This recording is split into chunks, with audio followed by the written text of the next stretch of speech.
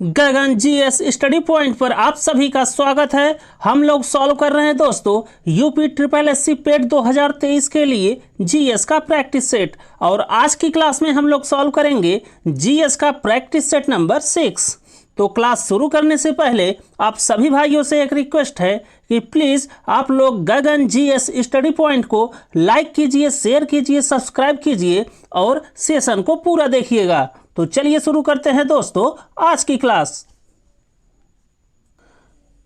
आज की क्लास का पहला क्वेश्चन है निम्नलिखित कथनों पर विचार करें। और इसमें पहला कथन है सत्य शोधक समाज ज्योतिबा फूले। तो ये सत्य है दोस्तों, सत्य शोधक समाज की स्थापना किए थे ज्योतिबा फूले। और दूसरा कथन है प्रार्थना समाज आत्माराम पांडुरंग। तो ये भी सत्य है दोस्तों, प्रार्थना समाज की स्थापना किए थे आत्माराम पांडुरंग। और तीसरा कथन है ब्रह्म समाज राजा राम मोहन राय। तो ये भी सत्य है दोस्तों, ब्रह्म समाज की स्थापना किए थे राजा राम मोहन राय। और चौथा कथन है दोस्तों आर्य समाज दयानंद सरस्वती। तो ये भी कथन सत्य है, आर्य समाज की स्थापना किए थे दयानंद सरस्वती। तो इस क्वेश्चन के लिए दोस्तों यहाँ पर चारों कथन सत्य हैं। तो चलिए देखते हैं ये किस ऑप्शन में दिया गया है।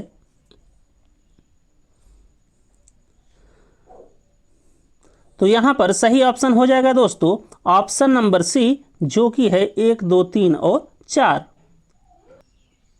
और इस क्वेश्चन से एक पॉइंट और है दोस्तों, उसे आप लोग ध्यान रखिएगा। सत्य शोधक समाज की स्थापना किए थे ज्योतिबा फूले और इसकी स्थापना किए थे दोस्तों 1873 में। ये चीज़ आप लोग ध्यान रखिएगा। और प्रार्थना समाज की स्थापना किए थे आत्माराम पांडुरंग और ये किए थे दोस्तों इसकी स्थापना 1867 में।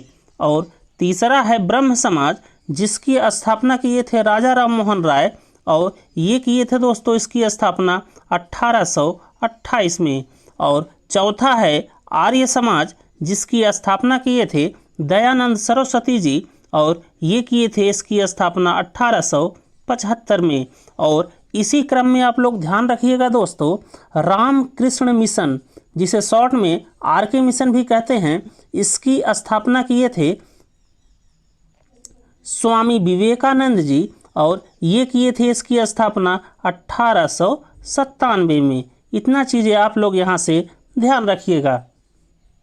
इसके बाद अगला क्वेश्चन है क्वेश्चन नंबर 2 और इसमें है बिहार में 1857 की क्रांति का नेतृत्व किसने किया था।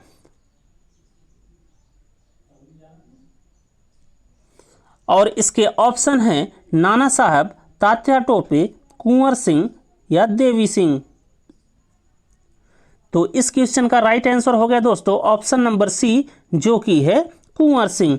तो बिहार में 1857 की क्रांति का नेतृत्व किए थे बाबू कुंवर सिंह।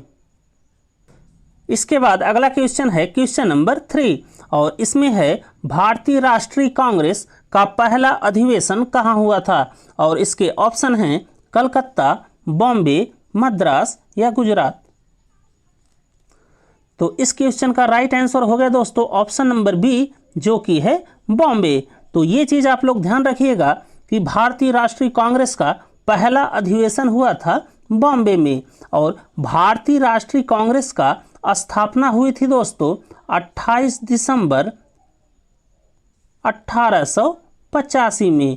और ये कहाँ पर हुआ था दोस्तों, तो ये हुआ था गोकुलदास तेजपाल संस्कृत विश्वविद्यालय मुंबई में। और इसका पहला सेशन हुआ था दोस्तों 1885 में बॉम्बे में और जिसके अध्यक्ष थे WC बनर्जी। ये चीज़ आप लोग ध्यान रखिएगा। और इस अधिवेशन में दोस्तों सिर्फ 72 सदस्य भाग लिए थे। इसके बाद अगला क्वेश्चन है क्वेश्चन नंबर 4 और इसमें है किस वर्ष गदर पार्टी की स्थापना हुई थी। और इसके ऑप्शन हैं 1910, 1912, 1914 या 1913। तो इस क्वेश्चन का राइट आंसर हो गया दोस्तों 1913। तो ये चीज़ आप लोग ध्यान रखिएगा कि गदर पार्टी की स्थापना हुई थी 1913 में और इसके संस्थापक थे सोहन सिंह भाकना। ये चीज़ आप लोग ध्यान रखिएगा, सोहन सिंह भाकना। तो सोहन सिंह भाकना गदर पार्टी के अध्यक्ष थे, जिसकी स्थापना हुई थी 1913 में। इसके बाद अगला क्वेश्चन है क्वेश्चन नंबर 5, और इसमें है महात्मा गांधी के आंदोलनों को सही क्रम में व्यवस्थित करें। और इसके ऑप्शन हैं चंपारण, अहमदाबाद, खेड़ा या असहयोग आंदोलन। तो यहाँ पर यही ऑप्शन सही है दोस्तों, जो कि है ऑप्शन नंबर ए। तो महात्मा गांधी ने दोस्तों पहला जो आंदोलन किया था साउथ अफ्रीका से लौटने के बाद, वो किया था चंपारण आंदोलन, और ये किया था 1917 में। और अहमदाबाद और खेड़ा का आंदोलन किया था 1918 में। और असहयोग आंदोलन या नॉन कोऑपरेशन मूवमेंट ये किए थे महात्मा गांधी जी 1920 से लेकर 1922 तक। तो ये चीज़ आप लोग ध्यान रखिएगा, महात्मा गांधी ने पहला आंदोलन किया था चंपारण का, उसके बाद किया अहमदाबाद का, उसके बाद किया खेड़ा का, और उसके बाद किया असहयोग आंदोलन। इसके बाद अगला क्वेश्चन है क्वेश्चन नंबर 6, और इसमें है खालसा पंथ के संस्थापक कौन थे। और इसके ऑप्शन हैं गुरु नानक, गुरु अर्जुन देव, गुरु गोविंद सिंह और गुरु तेग बहादुर। तो इस क्वेश्चन का राइट आंसर हो गया दोस्तों ऑप्शन नंबर सी, जो कि है गुरु गोविंद सिंह। तो गुरु गोविंद सिंह जी ने खालसा पंथ की स्थापना की। और गुरु गोविंद सिंह दोस्तों सिखों के 10वें गुरु या अंतिम गुरु थे। ये चीज़ आप लोग ध्यान रखिएगा। और ये जो सिखों के 10 गुरु हैं दोस्तों, उसमें जो सबसे पहले गुरु थे वो थे गुरु नानक जी। तो यहाँ से आप लोग ये चीज़ ध्यान रखिएगा कि सिखों के जो पहले गुरु थे वो थे गुरु नानक जी, और सिखों के अंतिम गुरु या जो 10वें गुरु थे वो थे गुरु गोविंद सिंह जी, और इन्हीं ने खालसा पंथ की स्थापना की। और इसके बाद अगला क्वेश्चन है क्वेश्चन नंबर 7, और इसमें है फतेहपुर सीकरी को किस मुगल शासक द्वारा मुगल साम्राज्य की राजधानी बनाया गया। और इसके ऑप्शन हैं बाबर, अकबर, जहांगीर या शाहजहां। तो इस क्वेश्चन का राइट आंसर हो गया दोस्तों ऑप्शन नंबर बी, जो कि है अकबर। तो फतेहपुर सीकरी को अकबर ने अपनी राजधानी बनाया था।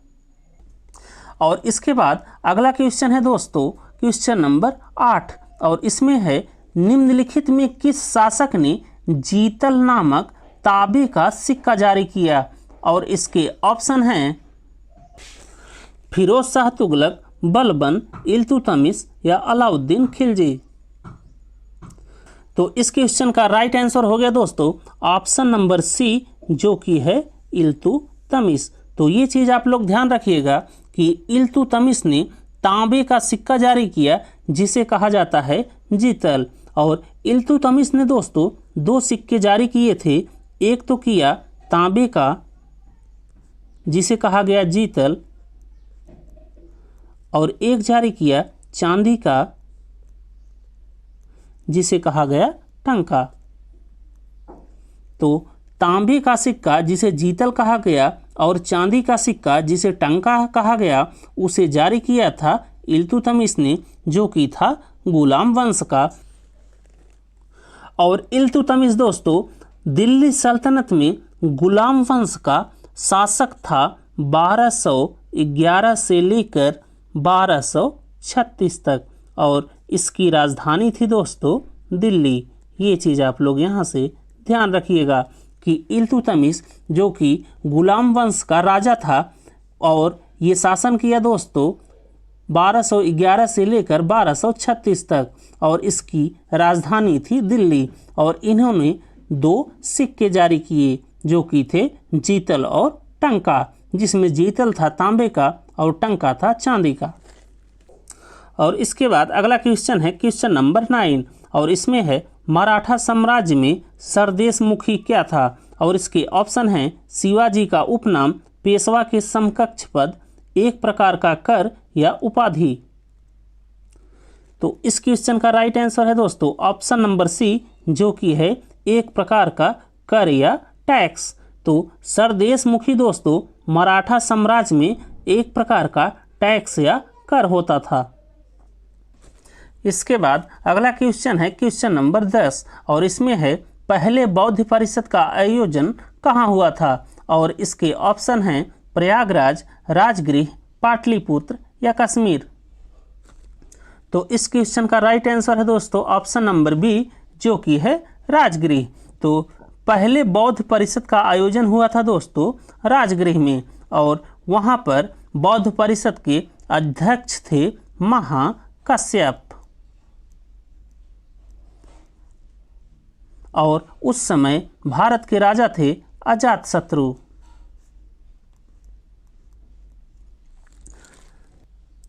और इसके बाद अगला क्वेश्चन है क्वेश्चन नंबर 11 और इसमें है निम्नलिखित में किसे भारत की पहली महिला अध्यापक माना जाता है, और इसके ऑप्शन हैं एनी बेसेंट, सरोजनी नायडू, ज्योतिबा फूले या सरला देवी।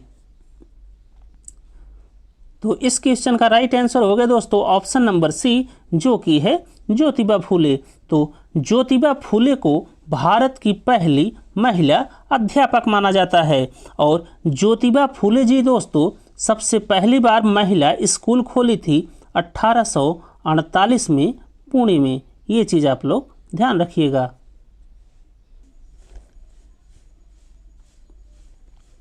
इसके बाद अगला क्वेश्चन है क्वेश्चन नंबर 12 और इसमें है भारत के कितने राज्यों में उनके भौगोलिक भूमि क्षेत्र के 75% से अधिक क्षेत्र पर वन क्षेत्र हैं, और इसके ऑप्शन हैं 2, 5, 3 और 7।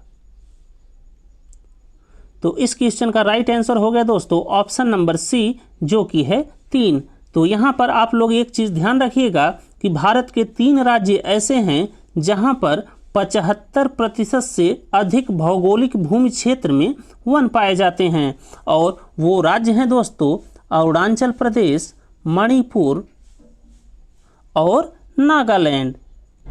तो ये 3 राज्य ऐसे हैं भारत के जहाँ पर 75% से अधिक क्षेत्रों पर वन पाए जाते हैं। यहाँ से आप लोग ये चीज़ ध्यान रखिएगा।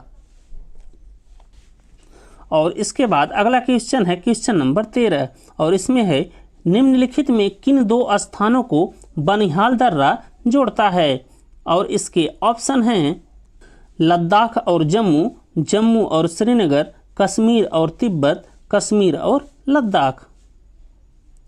तो इस क्वेश्चन का राइट आंसर हो गया दोस्तों ऑप्शन नंबर बी, जो कि है जम्मू और श्रीनगर। तो यहाँ पर आप लोग ध्यान रखिएगा कि जम्मू कश्मीर में पाए जाने वाला बनिहाल दर्रा जम्मू और श्रीनगर को आपस में जोड़ता है। और इसके बाद अगला क्वेश्चन है क्वेश्चन नंबर 14 और इसमें है असम के किस द्वीप को पीकॉक आइलैंड कहा जाता है, और इसके ऑप्शन हैं मजली द्वीप, डिब्रू सैखवा द्वीप, उमानंद द्वीप या कोई नहीं। तो इसका राइट आंसर है दोस्तों ऑप्शन नंबर सी, जो कि है उमानंद द्वीप।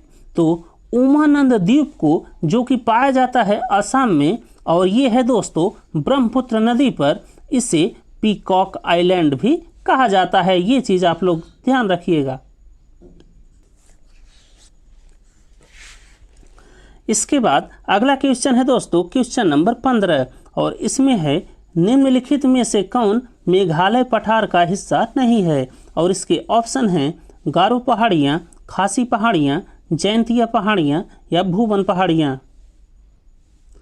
तो इस क्वेश्चन का राइट आंसर हो गया दोस्तों ऑप्शन नंबर बी, जो कि है भूवन पहाड़ियाँ। तो यहाँ पर दोस्तों गारो, खासी और जैंतिया ये मेघालय पठार या मेघालय प्लेटू के हिस्सा हैं, और भूवन पहाड़ियाँ पाई जाती हैं दोस्तों बराक वैली में, जो कि है असम में। ये चीज़ आप लोग ध्यान रखिएगा। और इसके बाद अगला क्वेश्चन है क्वेश्चन नंबर 16 और इसमें है निम्नलिखित में कौन सा एक गैर नवीकरणीय ऊर्जा संसाधन है, और इसके ऑप्शन है पानी, कोयला, सौर ऊर्जा या पवन ऊर्जा। तो इस क्वेश्चन का राइट आंसर हो गया दोस्तों ऑप्शन नंबर बी, जो कि है कोयला। तो कोयला को दोस्तों गैर नवीकरणीय ऊर्जा संसाधन कहा जाता है या नॉन रिन्यूएबल एनर्जी सोर्स कहा जाता है। ये चीज़ आप लोग ध्यान रखिएगा। इसके बाद अगला क्वेश्चन है क्वेश्चन नंबर 17 और इसमें है निम्नलिखित में से कौन सरकार के सभी स्रोतों से कुल उधार आवश्यकताओं को दर्शाता है। और इसके ऑप्शन हैं प्राथमिक घाटा, राजस्व घाटा, राजकोषीय घाटा या इनमें से कोई नहीं। तो इस क्वेश्चन का राइट आंसर हो गया दोस्तों ऑप्शन नंबर सी, जो कि है राजकोषीय घाटा। और राजकोषीय घाटा को दोस्तों कहा जाता है फिजिकल डेफिसिट। ये चीज़ आप लोग ध्यान रखिएगा। और इसके बाद अगला क्वेश्चन है दोस्तों क्वेश्चन नंबर 18 और इसमें है नई जीडीपी श्रृंखला किस कीमत के आधार पर जीडीपी का मूल्यांकन करती है। और इसके ऑप्शन हैं कारक लागत, बाजार मूल्य या ए और बी दोनों, और डी है दोस्तों नन ऑफ दिस या इनमें से कोई नहीं। तो इस क्वेश्चन का राइट आंसर हो गया दोस्तों ऑप्शन नंबर बी, जो कि है बाजार मूल्य। तो जीडीपी जो कैलकुलेट की जाती है दोस्तों वो की जाती है बाजार मूल्य या मार्केट प्राइस पर। ये चीज़ आप लोग ध्यान रखिएगा।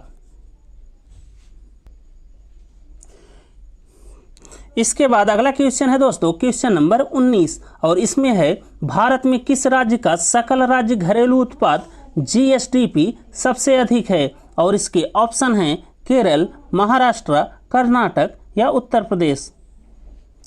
तो इस क्वेश्चन का राइट आंसर हो गया ऑप्शन नंबर बी, जो कि है महाराष्ट्र। तो भारत में दोस्तों महाराष्ट्र राज्य की सकल राज्य घरेलू उत्पाद सबसे अधिक है। ये चीज़ आप लोग याद रखिएगा।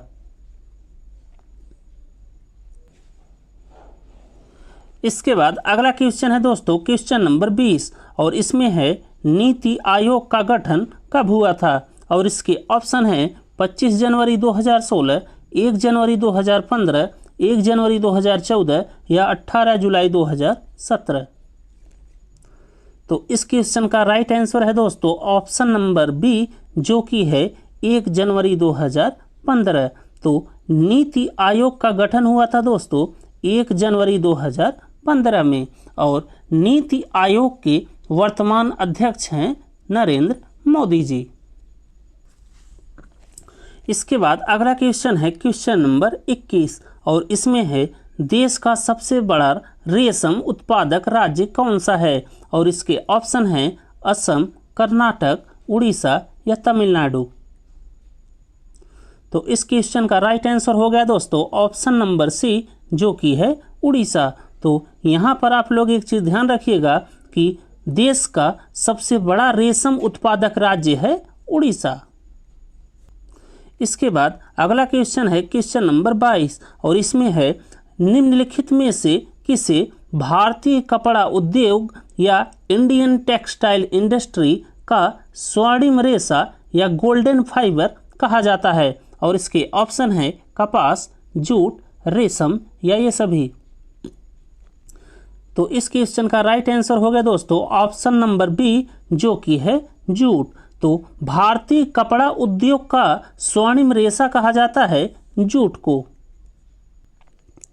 इसके बाद अगला क्वेश्चन है दोस्तों क्वेश्चन नंबर 23 और इसमें है निम्नलिखित में से कौन विटामिन B12 को दर्शाता है। और इसके ऑप्शन है नियासिन, पायरोडॉक्सिन, साइनोकोबाल्मिन या थायमीन। तो इस क्वेश्चन का राइट आंसर है दोस्तों ऑप्शन नंबर सी, जो कि है साइनोकोबाल्मिन। तो विटामिन B12 का दूसरा नाम है दोस्तों साइनोकोबाल्मिन और ये इसका रासायनिक नाम है। ये चीज़ आप लोग ध्यान रखिएगा। और इसके बाद अगला क्वेश्चन है क्वेश्चन नंबर 24 और इसमें है जापानी एन्सेफेलाइटिस बीमारी का कारक है। और इसके ऑप्शन हैं प्रोटोजोआ, बैक्टीरिया, वायरस या उपरोक्त सभी।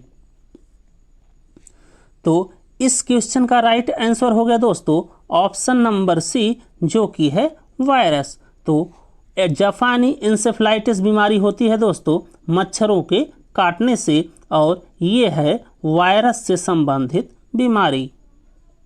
और इसके बाद अगला क्वेश्चन है क्वेश्चन नंबर 25, और इसमें है हमारे शरीर में कौन सा विकार रंग अंधापन या कलर ब्लाइंडनेस के लिए जिम्मेदार है। और इसके ऑप्शन है कोन सेल या शंकु कोशिका, रॉड सेल या रॉड कोशिका, और आरबीसी और न्यूरॉन। तो इस क्वेश्चन के लिए राइट आंसर है दोस्तों ऑप्शन नंबर ए, जो कि है कोन सेल या शंकु कोशिका। तो कलर ब्लाइंडनेस या रंग अंधापन के लिए जिम्मेदार है कोन सेल या शंकु कोशिका। ये चीज़ आप लोग ध्यान रखिएगा। इसके बाद अगला क्वेश्चन है क्वेश्चन नंबर 26, और इसमें है पदार्थ की चौथी अवस्था को क्या कहते हैं। और इसके ऑप्शन हैं प्लाज्मा, ठोस, द्रव और गैस। तो इस क्वेश्चन का राइट आंसर हो गया दोस्तों ऑप्शन नंबर ए, जो कि है प्लाज्मा। इसके बाद अगला क्वेश्चन है क्वेश्चन नंबर 27, और इसमें है दूध की शुद्धता नापने वाला यंत्र को कहते हैं। और इसके ऑप्शन हैं हाइड्रोमीटर, गैल्वानोमीटर, लैक्टोमीटर या एमीटर। तो इस क्वेश्चन का राइट आंसर हो गया दोस्तों ऑप्शन नंबर सी, जो कि है लैक्टोमीटर। तो लैक्टोमीटर से दोस्तों दूध की शुद्धता मापी जाती है। ये चीज़ आप लोग ध्यान रखिएगा। इसके बाद अगला क्वेश्चन है क्वेश्चन नंबर 28, और इसमें है राज्यसभा के सदस्यों का कार्यकाल कितने वर्ष का होता है। और इसके ऑप्शन है 3, 4, 5 या 6। तो इस क्वेश्चन का राइट आंसर होगा दोस्तों ऑप्शन नंबर डी, जो कि है 6 वर्ष। तो राज्यसभा के जो सदस्य होते हैं दोस्तों, उनका कार्यकाल होता है 6 वर्ष। इसके बाद अगला क्वेश्चन है क्वेश्चन नंबर 29, और इसमें है राष्ट्रीय महिला आयोग की स्थापना किस वर्ष की गई थी। और इसके ऑप्शन हैं 1980, 1985, 1992 या 1996। तो इस क्वेश्चन का राइट आंसर है दोस्तों ऑप्शन नंबर सी, जो कि है 1992। तो राष्ट्रीय महिला आयोग की स्थापना हुई थी दोस्तों 1992 में। इसके बाद अगला क्वेश्चन है क्वेश्चन नंबर 30, और इसमें है 74वां संविधान संशोधन किससे संबंधित है। और इसके ऑप्शन हैं पंचायती राज, नगर पालिकाएं, सहकारी समिति या इनमें से कोई नहीं। तो इस क्वेश्चन का राइट आंसर हो गया दोस्तों ऑप्शन नंबर बी, जो कि है नगर पालिकाएं। तो 74वां संविधान संशोधन हुआ था दोस्तों 1992 में, और ये संबंधित है नगर पालिकाएं में। और यह जोड़ा गया था दोस्तों भारतीय संविधान के अनुसूची नंबर 12 में, और इसमें कुल मामले या मैटर हैं 18। ये चीज़ आप लोग ध्यान रखिएगा।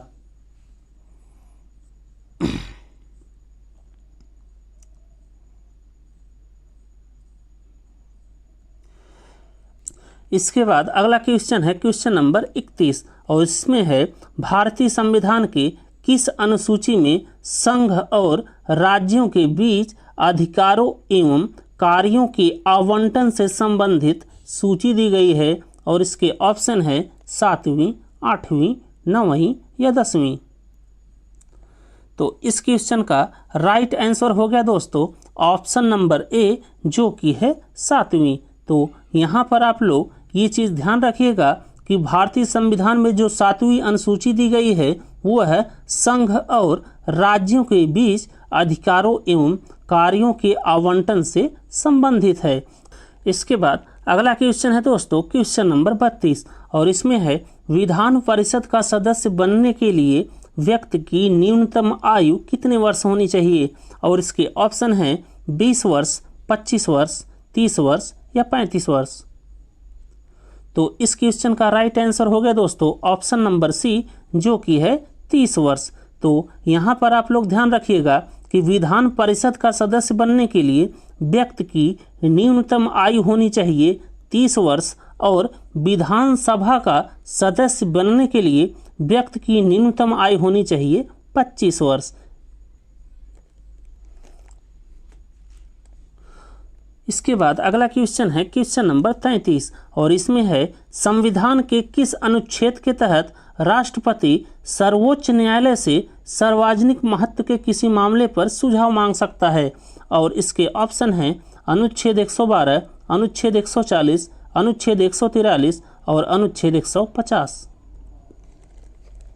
तो इस क्वेश्चन का राइट आंसर होगा दोस्तों ऑप्शन नंबर सी, जो कि है अनुच्छेद 143। इसके बाद अगला क्वेश्चन है दोस्तों क्वेश्चन नंबर 34 और इसमें है भारतीय संविधान का कौन सा अनुच्छेद कार्यपालिका और न्यायपालिका के कार्य क्षेत्रों को अलग करता है। और इसके ऑप्शन हैं अनुच्छेद 40, अनुच्छेद 44, अनुच्छेद 48 या अनुच्छेद 50। तो इस क्वेश्चन का राइट आंसर हो गया दोस्तों ऑप्शन नंबर डी, जो कि है अनुच्छेद 50। तो जो अनुच्छेद 50 है दोस्तों राज्य के नीति निर्देशक तत्वों में वो न्यायपालिका और कार्यपालिका के कार्य क्षेत्रों को अलग करता है। ये चीज़ आप लोग ध्यान रखिएगा। और डीपीएसपी या राज्य के नीति निर्देशक तत्वों में दोस्तों जो अनुच्छेद 40 है ये संबंधित है ग्राम पंचायतों, ग्राम पंचायतों के स्थापना से। और जो अनुच्छेद 44 है दोस्तों ये है यूनिफॉर्म सिविल कोड या समान सिविल संहिता के संबंध में। और जो अनुच्छेद 48 है ये है कृषि और पशुपालन के संबंध में। तो इतना चीज़ आप लोग यहाँ से याद रखिएगा। इसके बाद अगला क्वेश्चन है क्वेश्चन नंबर 35 और इसमें है भारतीय संविधान में कुल कितने मौलिक अधिकारों या फंडामेंटल राइट का उल्लेख है। और इसके ऑप्शन है 4, 5, 6 और 7। तो इस क्वेश्चन का राइट आंसर होगा दोस्तों ऑप्शन नंबर सी, जो कि है 6। तो भारतीय संविधान में कुल मौलिक अधिकार या फंडामेंटल राइट है वर्तमान में दोस्तों वो हैं 6। और जब संविधान लागू हुआ था दोस्तों तब कुल मौलिक अधिकार थे 7। ये चीज़ आप लोग ध्यान रखिएगा। और जो ये 7वां मौलिक अधिकार था जो कि था संपत्ति का अधिकार, इसे 44वां संविधान संशोधन जो कि किया गया 1978 में उसके द्वारा समाप्त कर दिया गया था। और इसके बाद से वर्तमान में कुल मौलिक अधिकार हैं 6। इसके बाद अगला क्वेश्चन है क्वेश्चन नंबर 36 और इसमें है भारत का कौन सा राज्य नेपाल के साथ सीमा साझा नहीं करता है। और इसके ऑप्शन हैं उत्तराखंड, उत्तर प्रदेश, सिक्किम और अरुणाचल प्रदेश।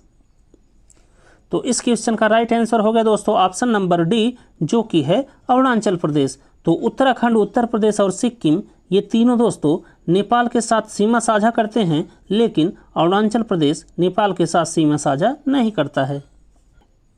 इसके बाद अगला क्वेश्चन है क्वेश्चन नंबर 37 और इसमें है विश्व डाक दिवस किस दिन मनाया जाता है। और इसके ऑप्शन हैं 16 अक्टूबर, 11 जुलाई, 8 मार्च या 9 अक्टूबर। तो इस क्वेश्चन का राइट आंसर हो गया दोस्तों ऑप्शन नंबर डी, जो कि है 9 अक्टूबर। तो विश्व डाक दिवस मनाया जाता है दोस्तों 9 अक्टूबर को। ये चीज़ आप लोग ध्यान रखिएगा। इसके बाद अगला क्वेश्चन है क्वेश्चन नंबर 38 और इसमें है राजतरंगड़ी नामक पुस्तक से भारत के किस राज्य का इतिहास ज्ञात होता है। और इसके ऑप्शन हैं केरल, उत्तर प्रदेश, जम्मू और कश्मीर या कर्नाटक।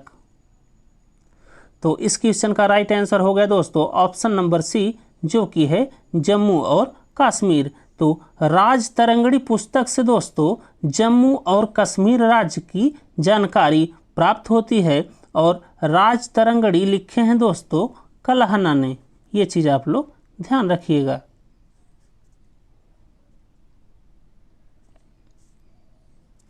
इसके बाद अगला क्वेश्चन है क्वेश्चन नंबर 39 और इसमें है मोहिनीअट्टम नृत्य शैली किस राज्य से संबंधित है। और इसके ऑप्शन हैं उड़ीसा, केरल, कर्नाटक या तमिलनाडु।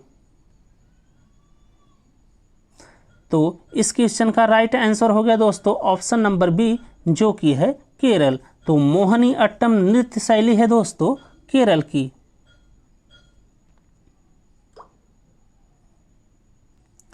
इसके बाद अगला क्वेश्चन है दोस्तों क्वेश्चन नंबर 40 और इसमें है लोसंग उत्सव किस राज्य का प्रमुख उत्सव है?